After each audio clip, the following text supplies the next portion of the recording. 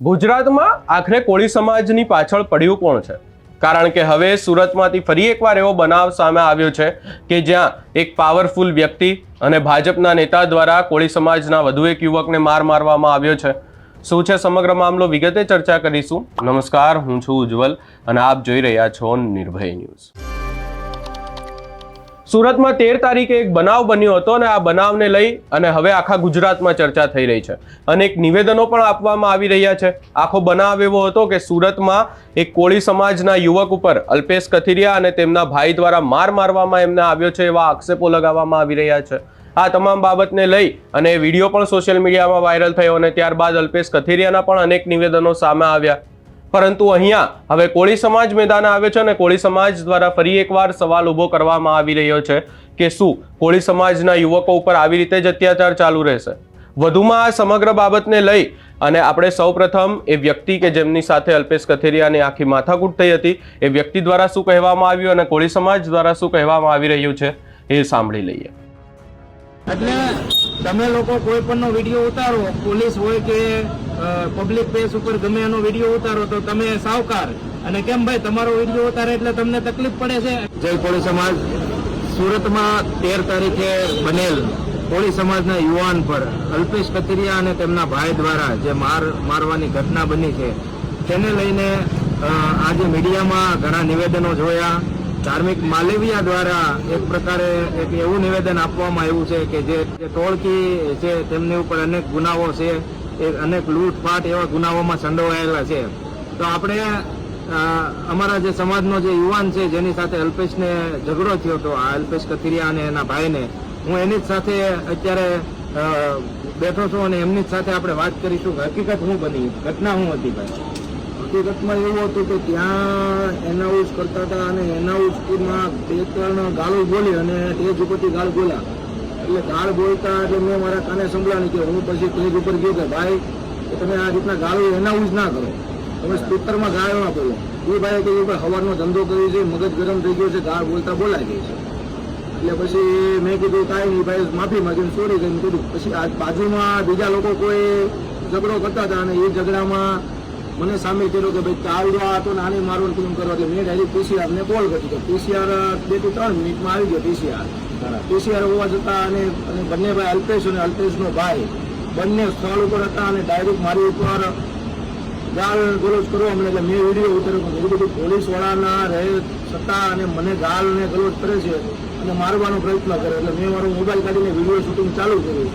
એટલે ડાયરેક્ટ અલ્પેશ કથિરિયાએ મારો મોબાઈલ આંચકી અને મારો મોબાઈલ આંચકી લીધો ને પછી મારી ઉપર 2 લાપટના ઘા કર્યા અને પછી એના ભાઈએ પાછળથી વાળ ખેંચીને મને જમીન ઉપર મારી દીધો. પછી આ ધાર્મિક માલવીયા દ્વારા કહેવામાં આવ્યું છે કે તમારી ઉપર અનેક ગુના છે. હા, ધાર્મિક માલવીયાને મારે ખાસ એવું કહેવાનું કે ભાઈ મારી ઉપર એક પણ ગુનો હોય તો તારા અલ્પેશ કથિરિયાને તું લેતા આવજે અને અલ્પેશ કથિરિયા જે કંઈ ત્યાંથી મારું સરગત કઢાવજે. કે તું સમજાણું તારા અલ્પેશ કથિરિયાને ગમે ત્યાંથી તું મને લેતા આવજે. ખરેખર આ યુવાન કોઈ પણ નાની મોટી સેવાઓ હોય, ગૌશાળાથી લઈને કોઈ પણ નાના માણસોની સેવાઓ હોય એ અહીંયા જગદીશનગર વિસ્તારમાં અમે એને ઘણા સમયથી જોતા આવીએ છીએ. એમના મમ્મી છે તે કોર્પોરેટર રહી ચૂક્યા છે અહીંયા અને આ યુવાનોનું સેવાકીય પ્રવૃત્તિમાં હંમેશા નામ હોય છે, ત્યારે પણ ઝઘડામાં નામ હોતું નથી. પણ આ ધાર્મિક માલવીયા દ્વારા જે નિવેદન આપવામાં આવ્યું છે એને અમે સખ્ત વખોડી કાઢીએ છીએ કે ભાઈ તું આવા ખોટા નિવેદન મીડિયામાં આપવાનું બંધ કર અને અમારા સમાજના યુવાનોને બદનામ કરવાનું કામ તો તું કરે છે.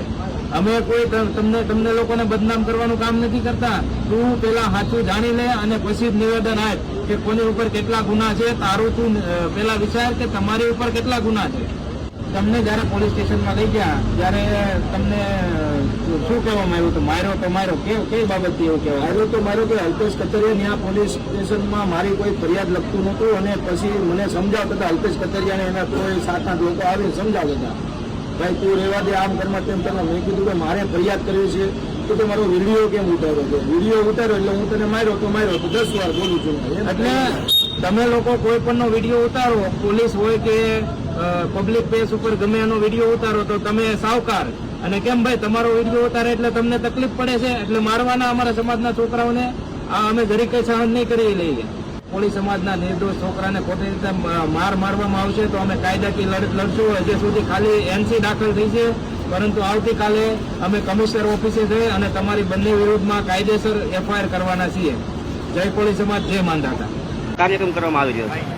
કાર્યક્રમ અત્યારે મારી ઉપર અલ્પેશ કથરિયાએ મારી ઉપર હાથાપાઈ કરી અને ભાઈએ પણ હાથાપાઈ કરી. પોલીસવાળાના તંત્રના સામે અને પોલીસવાળાના તંત્ર સામે હતું અને મારા વાળ પકડીને મને જમીન ઉપર ગાળી દીધો અને પછી પીસીઆરમાં એના જાતે એના હાથ લગાવીને મારા વાળ પકડીને એના જાતે મને પીસીઆરમાં બેસાડ્યો.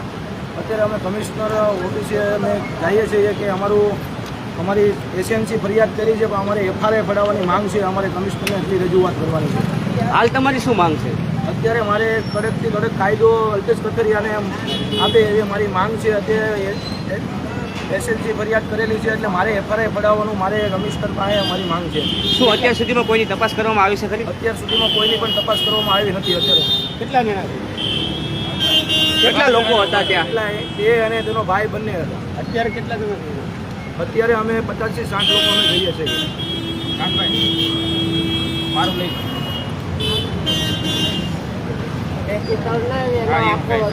હાલો એ થઈ હાલો ગયું. અહીંયા થોડો મોબાઈલ વાંહે રાખી એમ માનો કહેજો કાનાભાઈ મને. નામથી શરૂઆત કરી તું જી તમારું નામ? મારું નામ વિશાલભાઈ ચાવડા છે. શું ઘટના બની અને અત્યારે હાલ કમિશનર કચેરી શા માટે જઈ રહ્યા છો? ગત રોજ 13 તારીખના રોજ અમારા સમાજના યુવાન ઉપર અલ્પેશ કથિરિયા અને તેમના ભાઈ દ્વારા જે હાથાપાઈ કરવામાં આવી, ત્યારબાદ ધાર્મિક માલવિયા દ્વારા એક એવું નિવેદન આપવામાં આવ્યું કે આ જે ટોળકી છે તે અસામાજિક પ્રવૃત્તિઓ કરે છે અને એમની ઉપર ઘણા બધા ગુનાઓ છે. તો માત્ર ને માત્ર એનસી ફરિયાદ દાખલ કરવામાં આવી છે. અલ્પેશ કથિરિયા પોલીસ સ્ટેશનની અંદર ખુલ્લેઆમ ગાળું બોલે છે, એનો પણ ઓડિયો વાયરલ થયો છે અને ખુલ્લેઆમ ધમકી મારે છે કે અમારું કાંઈ નહીં ઉખડે.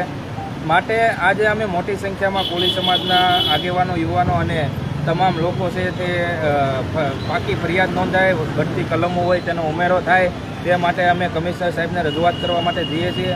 અવારનવાર આ અસામાજિક તત્વો તો તમે લોકો છે, એ અલ્પેશ કથિરિયા અને એ લોકો છે, કોઈ પણ એવો એમનો જે વિસ્તાર નહીં હોય કે જ્યાં એમને ઝઘડો નહીં કર્યો હોય.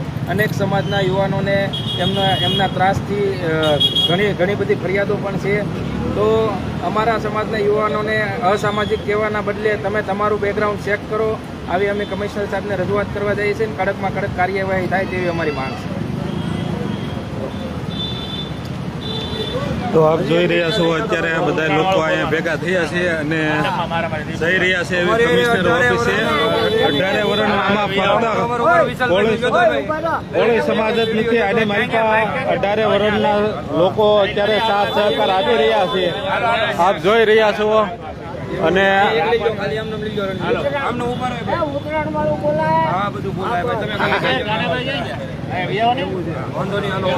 અત્યારે આપ જોઈ રહ્યા છો અમારે 18 વર્ષના યુવાનો છે. અમારે કાના રાજાને ન્યાય જોઈ, બીજી કાંઈ વાત નહીં. બરોબર, ગમે એ 18 વર્ષના છોકરા ઉપર હાથ નહીં ઉપડે, ન્યાય જોઈ, બીજું કાંઈ નહીં. કમિશનર ઓફિસે ઈ જ ફરિયાદ કરવા અમે જઈ રહ્યા છીએ. મારું નામ ગનુભા ગોહિલ. ઓકે બસ.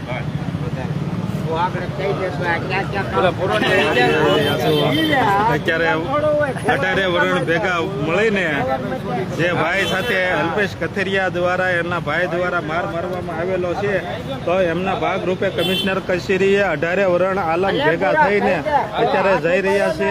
તો આપ જોઈ રહ્યા છો, હમણાં 30 કલાકમાં કમિશનર કચેરીએ પહોંચી જશું અને થોડી વાર પછી આપણે પાછા લાઈવ થશું.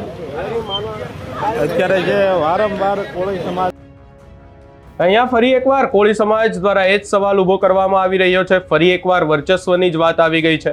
અહીંયા ફરી એકવાર એમની સામે ભાજપના નેતા છે અલ્પેશ કથિરિયાની સામે અનેક આક્ષેપો પણ લગાવવામાં આવી રહ્યા છે. એની સામે અલ્પેશ કથિરિયા દ્વારા પણ મીડિયામાં અનેક નિવેદનો આપવામાં આવ્યા.